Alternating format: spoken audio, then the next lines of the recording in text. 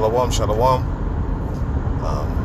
This is your brother Nathaniel coming back into the spirit with another lesson. But first and foremost, before I get started, I want to give all praise, glory, and honor to Yahweh, Bahashem, Yahweh Shai, Bahashem, Rachach. Double honor to the elders and the apostles of Great Millstone who rule to teach well. Peace, love, salutations, and many blessings to those that are put His word in truth and sincerity. This lesson is based off of this video that I just got out of seeing on TikTok. And what you have is a man looking at his, from the tribe of Issachar, and how he was exposed to a bunch of stereotypes about so-called black people. Now, even though a lot of stereotypes about so-called black people are true, there are some that are spread by our enemies amongst each other to cause division. Okay, but ultimately it was the Lord Yahweh Shem Yahweh Shai who did that to keep us divided, right, for a purpose. Now, I want to start off with a quick precept. This is Isaiah 25:7, and it says, "And he will destroy in this mountain the face of the covering cast over all people, and the veil that spread over all nations," and that's including the nation of Israel. It's not just the heathen nations. Okay, there was a veil that was also put upon the children of Israel, because first and foremost, we didn't know who we were as a people. Issachar didn't know that he was, the so-called Mexican didn't know that he was a tribe of the nation of Israel. Neither did Judah, neither did Benjamin, neither did Levi, neither did Reuben, neither did Asher, neither did Naphtali, and so on and so forth, right? So that was a veil that was spread upon us. But also, for a long time, the other nations did not know, the other tribes did not know who their enemies were, okay? So they were looked upon their brethren as their enemies, because this was what was put upon them by Esau, Edom, okay, to cause division amongst the tribes, okay? So I'm gonna play this quick video to show that the tribes, not just on the spiritual level but on a carnal level, are also starting to wake up to the lies that were told to them by Esau, Edom. They're loud and things of that nature, right? I did a video that went viral that's called Racist Mexicans. And more or less what I described there was that when I first arrived to this country from Mexico, I was warned about black people and be careful with them. They're problematic. They're going to get you into trouble. They're violent and things of that nature. All the negative things that are... Now, this lie, and I'm going to continue on the video, this propaganda was also spread amongst the Israelites that are in Africa. That the so-called black people over here in America, that they were this and they were that. Everything that he's describing now. Now, I will pull up that video, but for time's sake, I made this included in another video where I expound upon this. And this one's just going to be a little short video, but and they're talking about how over in Africa that they were lied to about who we were as well. Okay, so this is something that Esau has perpetuated throughout the earth. But this also goes back into the curses, where it says that you will be a proverb and a byword among all the nations in which I scatter thee. Okay, so now the Lord is removing that covering cast that He was spread upon us, so that now we can actually start to see who our true enemy is. And it's because the prophets are on the highways and the byways preaching this, and they're putting this vibration out into the world. Attached to the stereotypes. What I also said in that video was, when I was settling in this country and moving into a black neighborhood, the first thing that I noticed was that black people were embracing me more than my own people. So as I was getting together with black people and felt so welcome, I began to question the stereotypes and what I was warned about. And so for many years of my life, black people, they're good. Whatever you guys are saying, it's not true, because they welcome me. They'll always receive me with open arms. But you see, I've been wrong in chanting that song. In a way, it's actually been damaging, because what if black people never welcome me? Would that prove then the stereotypes right? You see, the interesting part here is that by default, black people are the bad guy. White people are the good guys. Why, when I came to this country, I was warned about black people, but not white people? You see, the scriptures say that the devil shall appear as an angel of light. You see? And that's exactly what the devil does. He appears to you as an angel of light. So he makes everybody else look like they're bad, but he's the good guy. History has taught us that white people came from Europe and pretty much destroyed us as much as possible, and have been colonized, ethnically cleansed, and pretty much stripped from our languages and everything we are by white people. You would think, based on history, based on our current systemic efforts, you would think that arriving to this country would be warned about white people. Hey, be careful. They pass racist laws. You get pulled over for your complexion. Things of that nature. But no. So the real question is, what seems to be the problem? A good example of that is, as I'm walking on the street and I see a black or a brown man coming my way, our reaction collectively is, what the F you looking at? But then when a white man is coming our way, we move to the side and say, excuse me, sir. So we are looking at ourselves, at each other, with the eyes of the people that have colonized us. You said that black people tend to be naturally more welcoming, more accepting, and it's true. I agree. I grew up in black neighborhoods, so it allowed me to discover that. But see, that's also problematic, because what if I never grew up in black neighborhoods? Why do black people have to, in a way, prove their humanity, have to convince us of their humanity, but white people never have to? So if I grew up, let's just say, in a Mexican neighborhood only, so from a distance, I'm thinking, oh, I ain't trying to go to that black neighborhood because black folks are violent. But it's okay if I go to that white neighborhood because white people are not violent. So you see, by default, white folks get their humanity, black people do not. So you said something very important too. Who's been controlling the macro media and who still controls it? What is the standard of beauty? The white standard of beauty. So everything that is white has been right. We are so behind, so many decades behind in regards to who's been controlling the macro media, the mass media. Whoever has been controlling how we see the world, the images and the messages, subliminal messages. But also, one of the best things you said that I completely agree, and it plays the biggest part, is the victor gets to write our history. And so we've been depicted as the bad guys, and the conqueror, the colonizer, the slaver has depicted himself as the good guy. And unfortunately, due to indoctrination and white supremacist ideologies that have been forced onto us and we've adopted and unfortunately practiced, we have been treating and viewing each other with the eyes of the white supremacist white man. When we think of black people, you see that? So that's why the Lord has to remove the casting cover, because Esau's kingdom is coming to an end. So as his kingdom starts to fall, the Lord is revealing his secrets. Okay? Now I'm gonna go to before I get another precept, I want to go to Nahum chapter 5.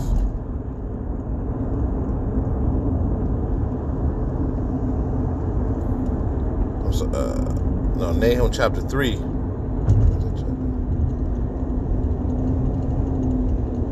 Why is it doing that?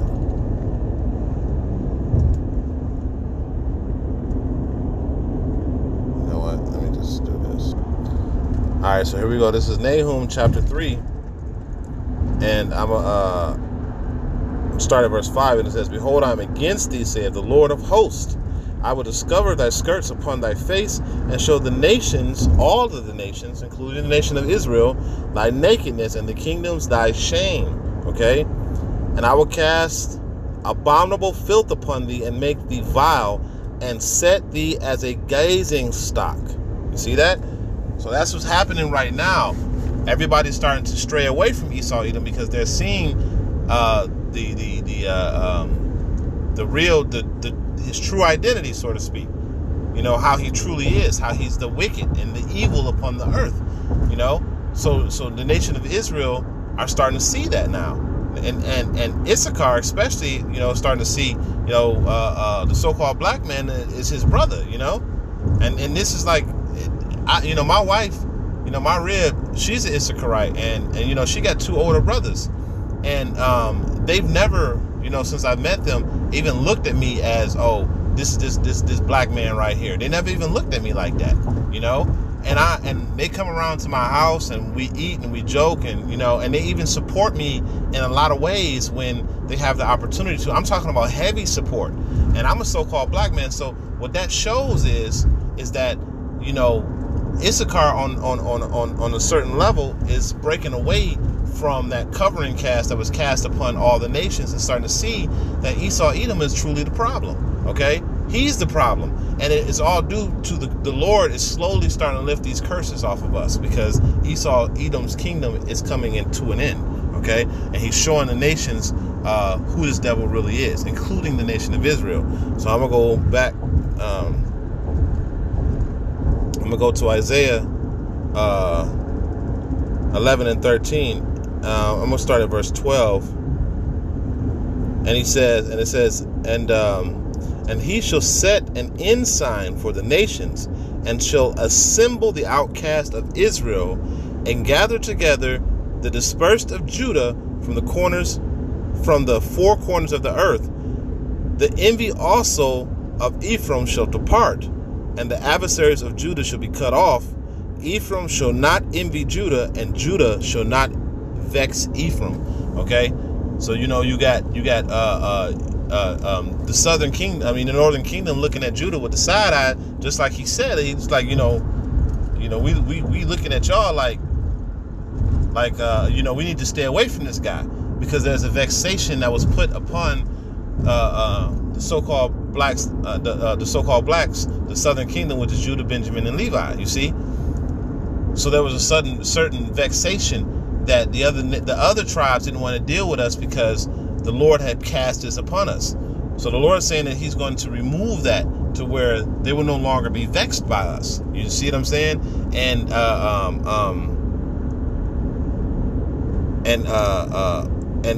Ephraim should not envy us anymore, because if you look at the northern kingdom, they duplicate a lot of things that they see the southern kingdom do.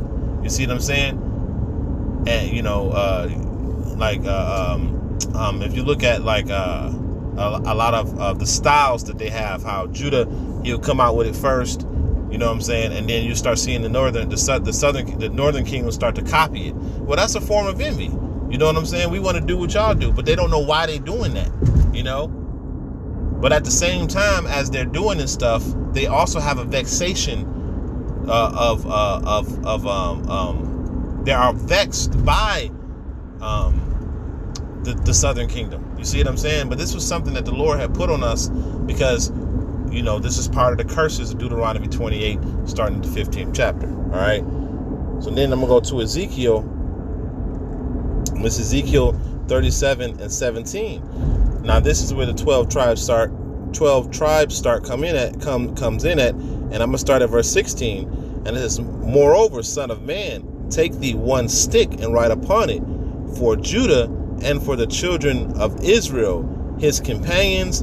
Then another stick, write upon it for Joseph, because Joseph is another way of saying Ephraim, the stick of Ephraim. See, he just explained it right there. And for the house of Israel and his companions. Now you see, he gave two distinguishments. He said Judah, the house of Israel, and Ephraim, the house of Israel. So we all are Israelites.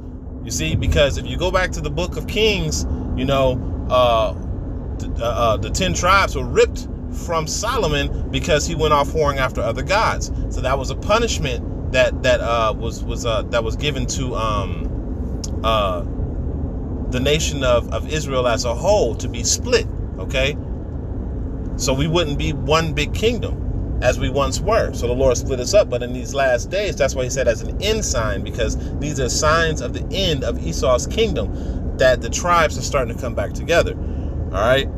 So he says, and join them to another into one stick, and they shall become one in my hand. You see that? And that's why when you go out to the highways and the byways and you see the Hebrew Israelites out there preaching, you see the 12 tribes chart up there with all of the 12 tribes listed, because they are now one stick in the hands of the Lord. The Lord is now calling all Israelites back as one. You see? Now, are all Israelites going to hear the call? No. They're not going to all answer the call. But the ones that the Lord wants are going to answer the call. Okay? And in this call, you're gonna also start seeing on a carnal level, which I believe this is what this is. The tribes start to look at each other differently, okay, and they're gonna really start to look at the so-called white man as the problem and not each other, because again, he said, when you go back in their history and you look at what they've done, they're the ones who caused the oppression. They're the ones who took our people off their land. They're the ones who killed, robbed, and pillaged, and raped, and all that stuff. And they're the ones that are spreading this nonsense among the tribes. You see? So when you put that all together, why is this all coming out now? It's coming out now because we're at the ending of Esau's kingdom, and the Lord is showing the nations, including the nation of Israel, the shame of Esau and who he really is. And with that being said, all of the tribes are starting to wake up. Okay? So with that, you know, I pray this is an edifying lesson. I'm going to go ahead and end it off by giving all praise, glory, and honor to Yahweh, Bahashem, Yahweh Shai, Bahashem, L'Chakodash. Double honor to the elders and the apostle, great millstone. Until the next time, I'm going to say Shalom.